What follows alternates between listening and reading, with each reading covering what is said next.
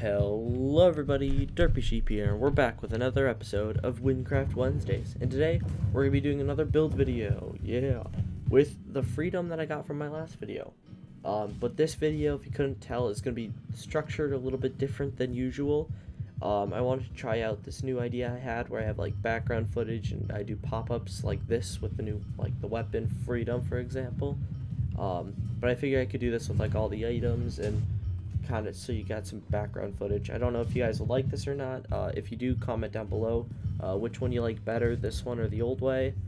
Before we get into the video though, make sure you guys go down and subscribe. Since a lot of you guys are returning viewers and all, you guys should subscribe. That way you don't have to keep looking up my channel. It's kind of annoying, you know, looking up a channel over and over and over again if you think about it. So just subscribe and you won't have to. Also, I gotta get that meteorite, guys. Come on, it's 800 subs and we're only an eighth of the way there, so come on, go subscribe. Anyway, let's get into the video.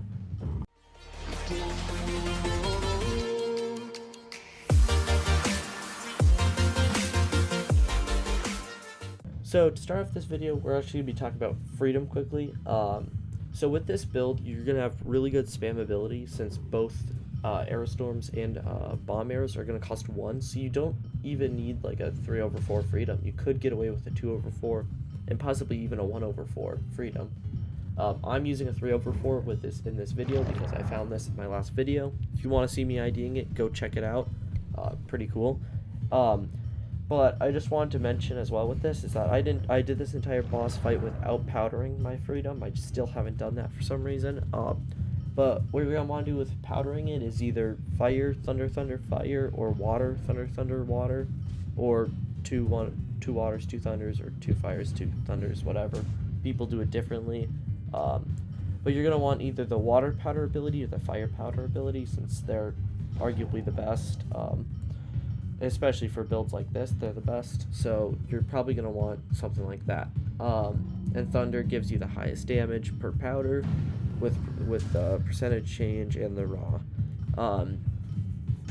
Anyway though, let's get into the armor now. Starting off, we're going to be talking about Voward, which are going to be our leggings for this build. You kind of need the skill points from Voward, and it's really nice with the health and the damage. I think you might be able to use this build with Rainbow Sank, but you lose a ton of EHP because Voward gives you 3,900 health, and the damage doesn't increase super significantly. You also get a little bit of extra spell damage.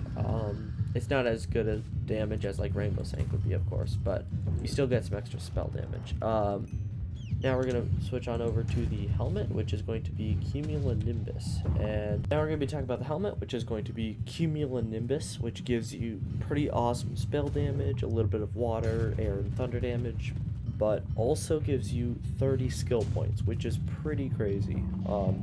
It's very good in this build. The skill points help out a lot.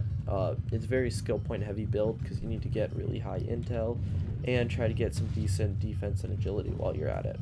And Cumulonimbus helps with that. Onto the chest plate, we're going to be using Libra, which gives you tons of skill points and rainbow elemental damages, and 1/4 mana regen, which is very good for this build, obviously, and a decent amount of health, of course. But yeah, mostly the skill points of damage and mana. But yeah, onto the boots, we're going to be using Capricorn, which we're using for the mana regen and spell damage. If you want a lot more mana regen, I'd go for a 3/4 Capricorn more than a 3/4 Freedom, because Freedoms are a lot more expensive than Capricorns. But if you're okay with a little bit less mana, then you can focus more on the spell damage in your Capricorn and get like a 2/4 with good spell damage. But yeah, that's the boots, and all the armor pieces you can buy from like the TM, or you can find at loot running. All the armor is tradable, so this isn't really a good PvP build, I guess, if you don't want to lose your stuff in hunted mode. But yeah, onto the accessories. All these ones are untradable. Is actually kind of funny.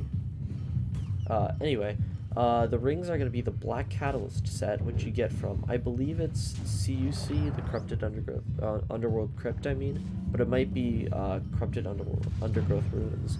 I don't know for sure, but I think it's CUC. Anyway, it's one of the corrupted things, but the set bonus gives you minus percentage costs for your first and third spell, which is the bomb, arrow, and arrow storm spells, which with this build you get one cost of both, and this is one of the reasons why. So it's kind of necessary in this build. But yeah, on to the bracelet. We're going to be using Dragon's Eye from the Order of the Grook, which also gives you a minus bomb cost. This will help you get that one cost bombs. If you're okay with 2 cost bombs, you could switch it out for something else like Megabyte. But personally, I like having the 1 cost bombs, so I'm using Dragon's Eye. And yeah, on to the necklace. We're going to be using Contrast, but you could also use Diamond Hydra if you want. I wanted this, so I have a tiny bit of health regen. This build is kind of lacking in the health sustain department, but you don't really take that much damage with this build, so that helps out a lot. It also gives you mana regen, and it gets you better effective HP than Diamond Hydra does.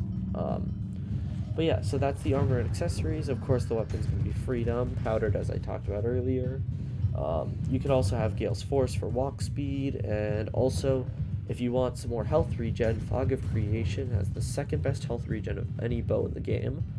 So I've got this as my 3rd weapon. If I'm low on health, I can hold this to heal up some health, which is kind of nice to have. But other than that, that should be everything you need to know about the build itself, all the items and stuff. Personally, I've been using this build for about a week now, and it's actually really been very effective. In this video, the background footage, I'm no pot soloing the eye with it, and this build's got like hardly any health sustain, but you can still beat one of the hardest bosses in the game without using heal pots.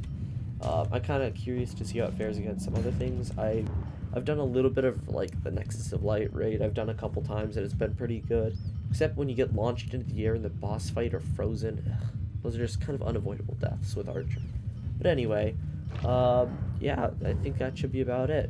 Yeah, go subscribe right now, or else if you don't subscribe, your next mythic will be Boots. Anyway, I don't know why I said that. Derpy Sheep out.